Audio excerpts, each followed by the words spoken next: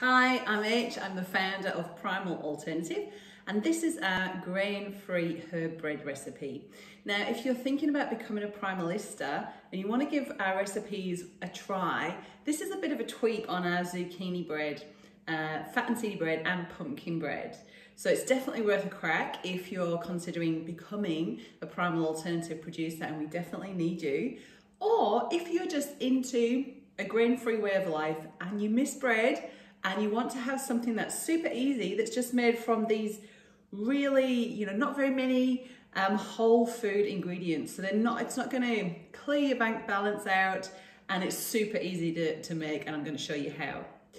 Now I'm gonna follow along with the recipe, which is actually written by my very dear friend, Primalista Kyra. So the first thing we're gonna do is take 40 grams of either sesame seeds or linseeds and pop them into your Thermomix or food processor. And we're just gonna mill those. How long for, Kai Kai? We're gonna mill them for 10 seconds on speed 9. So we'll just go into 10 seconds. Speed 9.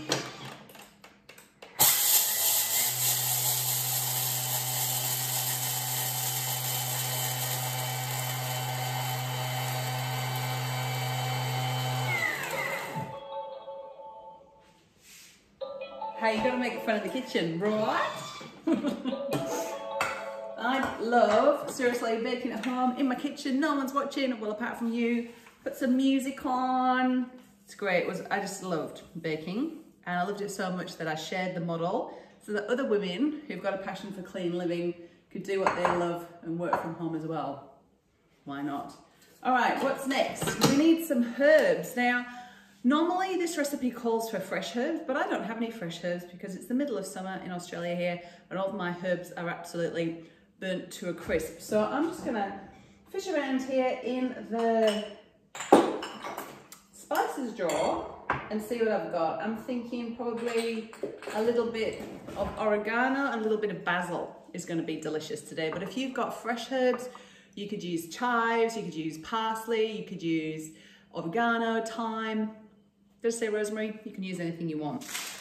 Now, meanwhile, we are going to be heating our oven up to 180 degrees Celsius, and I'm going to line my small bread tin, because these loaves, they're nutrient dense, they're super filling and satisfying. You don't need big, huge squares of them, okay? So our tins are 20 centimeters by 10 centimeters, and I just sprayed it with a bit of coconut oil, or you could use butter, or spread it with coconut oil just to make sure it doesn't stick, because that's annoying.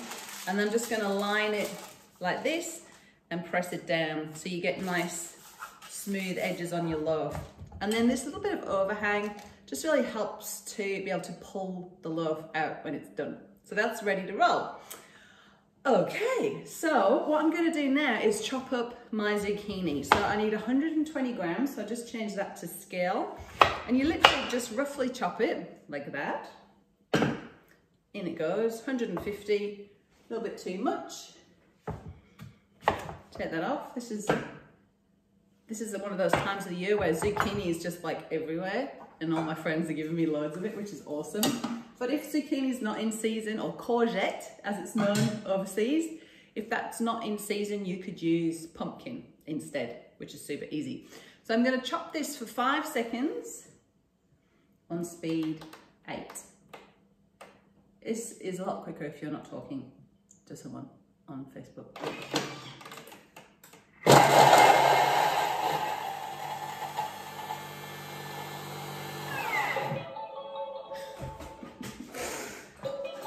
All right, so just make sure my spatula is clean, suitable for public. I'm joking. All right, so now I've chopped my zucchini. How's next, Kyra? Add zucchini to bowl, done. Brilliant. Add all remaining ingredients. Don't you love recipes that are like that? So in goes the milled linseeds. In goes the tapioca starch or flour, which is a really awesome gluten and grain-free flour. that just helps to bind things. If you just use almond meal or coconut flour, it would be quite crumbly. In with some lovely good fats, almond meal. I always use the blanched, it doesn't really matter. In with some Himalayan sea salt and some bicarb soda, which just really helps to act as a rising agent along with the eggs. Oh, I sound like I know what I'm talking about. And a teaspoon of apple cider vinegar. And what that does is it reacts with the bicarb to get that rise on the loaf. 4 eggs, fresh from our chucks. These guys are seriously the best food waste system ever. So we take our scraps, they never turn their nose up at it, unlike other members of the household, and they give us in return some delicious, nutritious eggs. Now, if you are egg free, you could use an egg substitute at this point. All right, so how much herbs to put in? I'm just going to chuck in a bit.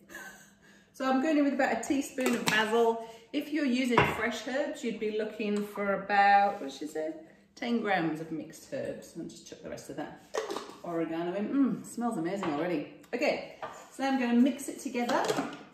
And this makes 1 loaf, but you could double batch it and then have 2 loaves, slice it all up, put it in the freezer.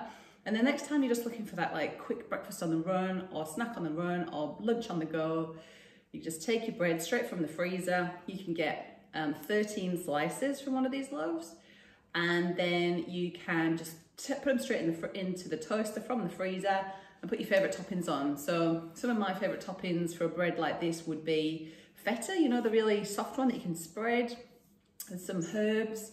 Of course, the old faithful, the poached egg, smashed avo. What else do we like on top of there? Peanut butter, or maybe not the herb bread. That might not work so good. Ew, that wouldn't be very nice. A chicken liver pate or parfait is really good and a really yummy way to get some nutrient-dense organ meat into your body. Now, another cool thing that you can do with this bread once it's cooked is to slice it super, super, super thin. So probably looking to get twice as many slices, and then you can, as you would do if you were just having it for normal bread, then put it onto a tray in the oven and bake it again for another about an hour at 100 to 120 degrees, depending on your oven. And voila, crackers. Crackers, girls and boys, amazing. If you check my Instagram panel tile thing account, you'll see some of the crackers on there. Give them a go, they're so great. Right, I'm gonna mix this for, I think we'll go for 30 seconds. What is it? What does she say? What's Kyra say? 20 seconds, speed 5. Okay, we'll do 20 seconds because, you know, that's 10 seconds of your life you're not going to get back. 5 seconds.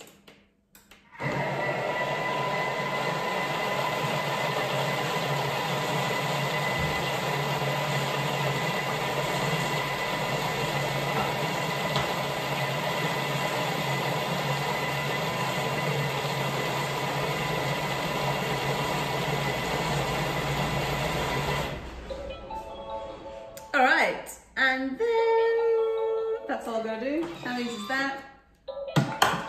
And so it's starting to look like this. See how runny it is? Fantastic. No need to, do you remember when you used to make glutinous bread?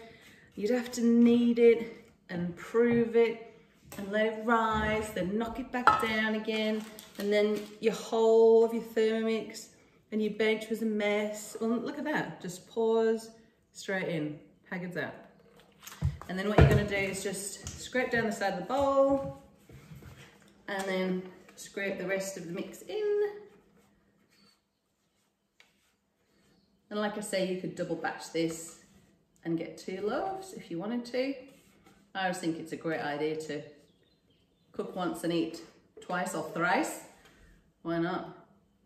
And then we're just going to sprinkle, once we've got all of that in, just going to sprinkle some. Actually, what I'm going to do now is just give it a bit of a bang on the bench, just to knock any air bubbles out, because sometimes this bread's just so eager to please, sometimes it can be a bit exploding, and we call it an Elvis. So that's normal. I'm just going to sprinkle some more beautiful linseeds on top. And this one is ready for the oven.